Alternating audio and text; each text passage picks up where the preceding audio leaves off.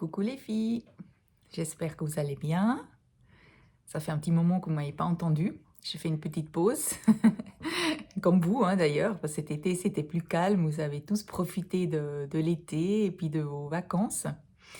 Et maintenant gentiment, j'ai des nouvelles, pas toujours très bonnes malheureusement, parce que si vous m'appelez souvent, vous êtes en pleurs, vous êtes en souffrance par rapport à une quelconque situation, souvent le désir d'enfant.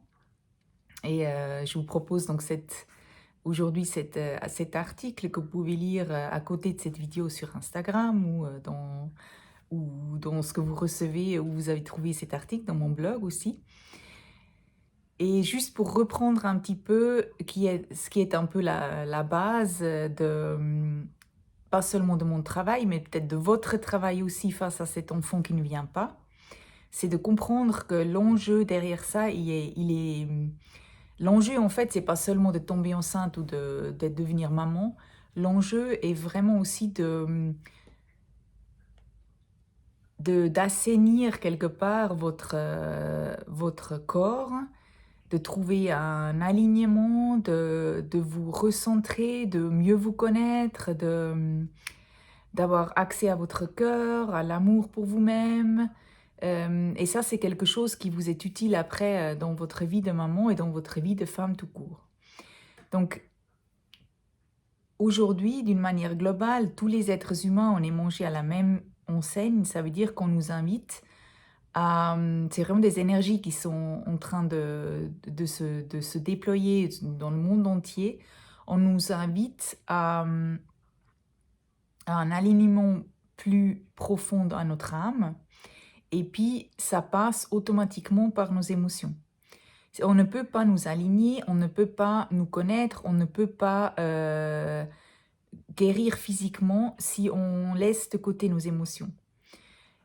Si on ne prend pas en compte cet enseignement, si on ne va pas à l'encontre de nos émotions, on risque de développer des crises d'angoisse et aussi des burn-out ou des dépressions. C'est un peu rude à dire, mais c'est vrai que plus on résiste contre nos émotions, plus on les évite, plus ils grandissent, plus ils nous embêtent, plus ça crée un problème dans notre quotidien. Ces émotions, on le sait, c'est une vibration qui s'émane de votre corps et moi, par exemple, je peux les capter à distance. On peut toutes les énergies qui vous entourent va capter cette énergie que vous émanez et puis va quelque part s'aligner. Donc, vous avez vraiment intérêt à aller à la quête de vos émotions et à prendre cette phase que vous vivez, cette situation que vous vivez, comme un appel à aller à la recherche et à la connexion de ces émotions-là qui émergent par rapport à ce que vous vivez. Donc, comme je dis dans l'article, aucune situation peut nous faire souffrir. Et c'est vraiment une prise de conscience que nous avons besoin de faire, même si elle est dure quelque part, parce qu'on nous enlève le coupable. Le coupable n'est jamais la situation, parce que chaque situation que nous vivons, elle est traduite par notre système, nos blessures justement, nos croyances, notre vécu, notre mémoire cellulaire, les traumas, etc. Donc l'article, il parle des blessures qui sont pour moi à la base un peu de tout. Donc ces blessures viennent parfois de très loin ou parfois de pas très loin, mais elles nous embêtent seulement si elles ne sont pas guéries. C'est en fait comme une blessure qui était cachée sous un sparadrap et quand on appuie dessus, ça nous fait mal. Alors on peut accuser celui qui nous appuie dessus de nous avoir fait mal, mais si la blessure n'était pas là, elle ferait pas mal. Et donc du coup, le coupable, il n'a pas lieu d'être. La seule chose qu'on doit se poser comme question face à ce bébé qui ne vient pas, ou face à une autre situation que vous vivez qui vous fait mal, c'est que pourquoi je ressens ce que je ressens et à quoi ça fait appel. Dans mes séances, par exemple, je passe toujours par votre corps, je passe toujours par vos émotions pour aller là où j'ai besoin d'aller. C'est votre corps finalement qui me montre le chemin. Et parfois, on ne sait pas d'où ça vient, on n'a pas le déclencheur, mais simplement, on se rend compte que et on a des résultats fous avec ça, mes clientes le disent, c'est absolument incroyable comme elles peuvent passer d'une crise d'angoisse par rapport à une émotion à une sérénité en même pas 5 minutes. Donc après, bien sûr, il faut pratiquer, il faut maintenir cette pratique, Mais voilà, le simple fait de donner de la place à l'émotion, de donner la place à la sensation de votre corps, de communiquer avec, ça fait déjà la première place à la libération. Donc,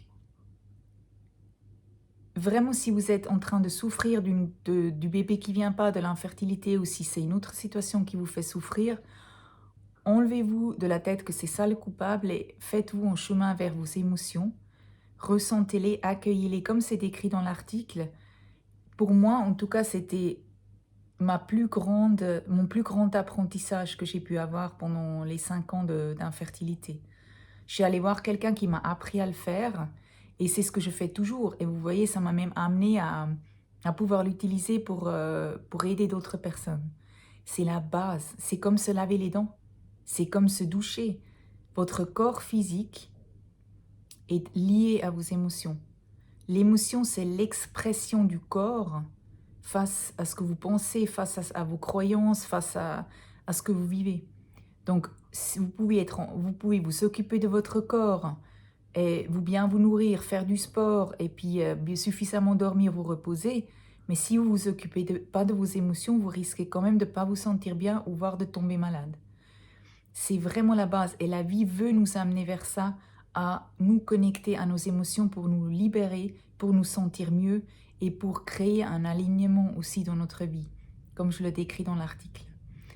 Alors je vous souhaite vraiment que cet article et cette vidéo peuvent vous amener à vous poser des questions sur vos émotions et à réfléchir comment vous pouvez vous-même vous mettre en chemin envers elles et envers vous. Je vous souhaite une belle journée, je vous embrasse et puis si votre morale baisse comme la lumière en ce moment, ne découragez pas. Et prenez ça aussi comme un temps de cocooning pour simplement vous accueillir tel que vous êtes. Parce que vous êtes une merveille. Au revoir.